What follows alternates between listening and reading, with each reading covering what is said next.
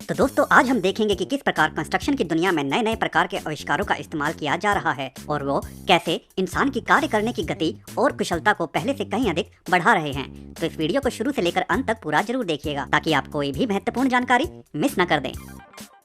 Monolithic डोम institute. इस अजीबोगरीब building के निर्माण के लिए सबसे पहले प्लास्टिक की एक बड़ी चादर को इस बिल्डिंग के आकार के अनुसार काटकर जमीन के साथ फिक्स कर दिया जाता है, जिसके बाद इसमें धीरे धीरे हवा भरी जाती है। जिसके बाद कारीगर इस फूली हुई प्लास्टिक की लेयर के ऊपर अनेक कोण में सरियों को बिछाना चालू कर देते हैं और एक बार सरियों को पूरी तरह से लगा देने के बाद क्रेन की मदद से इस प्लास्टिक की फूली लेयर के ऊपर कंक्रीट के मिक्सचर को डाला जाता है और इसे पूरी तरह से कंक्रीट से ढक दिया जाता है।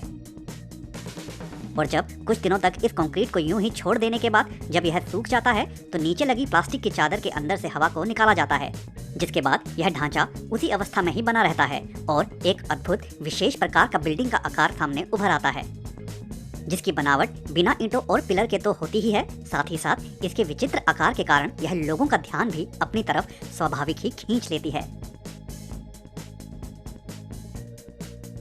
बॉक्सेबल फोल्डिंग घरों का चलन अब पहले के मुकाबले कहीं अधिक बढ़ता जा रहा है। यहाँ इस फैक्ट्री में फोल्डिंग घर का निर्माण कर देने के बाद इसे उठाकर वहाँ ले जाया जाता है जहाँ इसे खड़ा करना होता है, जिसके बाद केवल कुछ लोगों की सहायता लेकर इस घर को खोला जाता है तो यह एक छोटे घर का रूप ले लेता है। यह घर दिखने में साधारण एवं छोटा जरूर लग सकता है, लेकिन इस घर में जरूरत का सभी सामान बहुत ही आसानी से रखा जा सकता है। इस प्रकार के फोल्डिंग घर केवल एक मंजिला ही नहीं बल्कि बहुमंजिला भी बनाए जा सकते हैं और कंपनी भविष्य में केवल एक प्रकार के डिजाइन ही नहीं बल्कि कई प्रकार के अन्य आम घरों से दिखने वाले फोल्डिंग घरों के निर्माण पर भी काम कर रही है, जिससे भविष्य में घर निर्माण की प्रक्रिया बहुत अधिक सरल होती जाएगी। Bed block system. यहाँ एक खास प्रकार के कंक्रीट के बड़े ब्लॉक्स का निर्माण किया जा रहा है, जिसके लिए प्लास्टिक के अनेक मोल्ड्स को इस्तेमाल में लाया जाता है। कंक्रीट मिक्सचर तैयार कर लेने के बाद इसे इन प्लास्टिक के मोल्ड्स के अंदर डाला जाता है और जब वे सूख जाते हैं तो उन्हें निकाल लिया जाता है। इन ब्लॉक्स की सबसे बड़ी खासियत यह होती है कि इनके द्वारा दीवार का निर्माण करने पर किसी भी प्रकार का अन्य सीमेंट इत्यादि की आवश्यकता नहीं पड़ती, क्योंकि इन ब्लॉक्स में आपस में पकड़ बनाने वाले अनेक खांचे इस ब्लॉक में पहले से ही बने होते हैं, जिसके कारण जब इन ब्लॉक्स को क्रेन की मदद से एक के ऊपर एक रखा जाता है तो यह आपस में फिक्स हो जाते हैं, जिससे एक मजबूत पकड़ इनकी आपस में बन जाती है और यह स्थिर बने रहते हैं। हालांकि इस प्रकार के ब्लॉक्स का इस्तेमाल घर निर्माण में नहीं होता, लेकिन इन्हें विशाल दीवार, फ्लाईओवर इत्यादि में इस्तेमाल करने से सरकार का काफी समय और पैसा बच जाता है।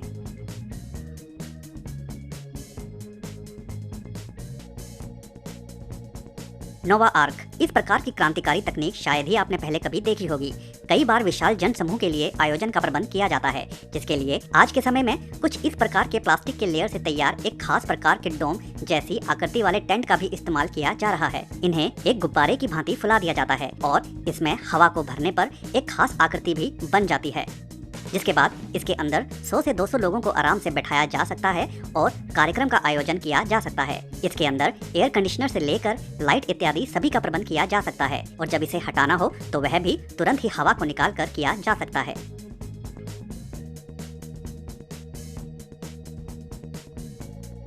Concrete roller. यहाँ इस मजेदार टूल को देखकर आप भी समझ गए होंगे कि किस प्रकार एक साधारण से दिखने वाले कंक्रीट के रास्ते को कहीं अधिक सुंदर भी बनाया जा सकता है। इस रोलर को जब हल्के गीले कंक्रीट के ऊपर चलाया जाता है तो यह उस कंक्रीट पर एक टाइल रूपी डिजाइन उभारता जाता है, जिससे साधारण सा दिखने वाला रास्ता और अधिक सुंदर बनता जाता है। साथ ही साथ वह फिसल भरा भी नहीं रहता, जिससे लोगों के उस पर चलने पर वे फिसलते नहीं हैं। Lock and block. यहाँ प्लास्टिक के छोटे छोटे टुकड़ों से एक छोटे कमरे का निर्माण किया जा रहा है।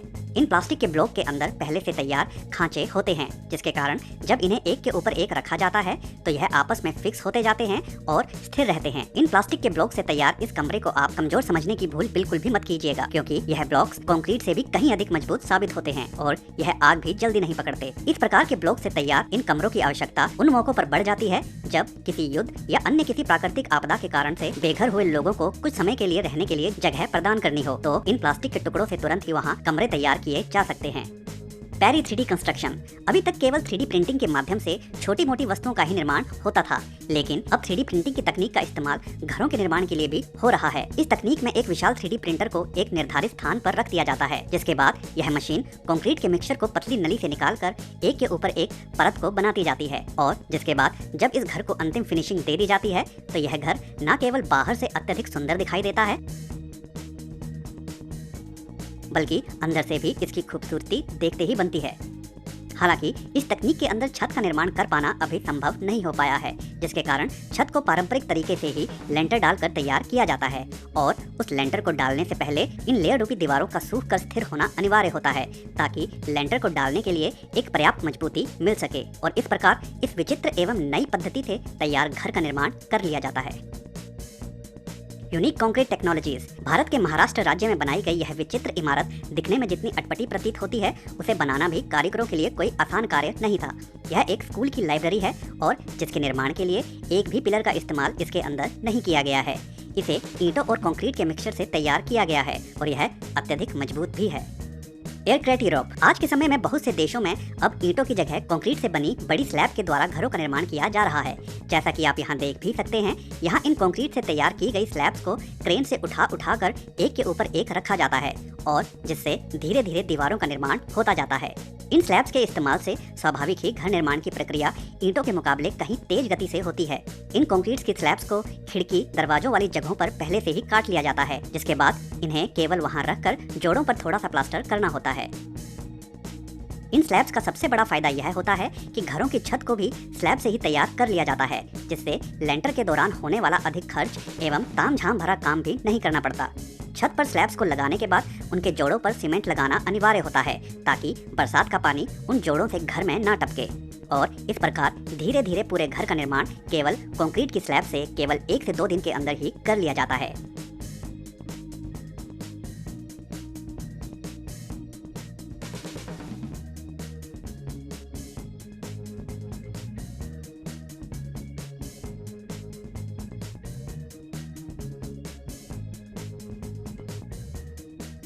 तो दोस्तों, आज की वीडियो में बस इतना ही। अगर यह वीडियो आपको पसंद आई हो तो वीडियो को लाइक जरूर कर दें, और अगर चैनल को अभी तक सब्सक्राइब नहीं किया है तो सब्सक्राइब भी जरूर कर लें। धन्यवाद।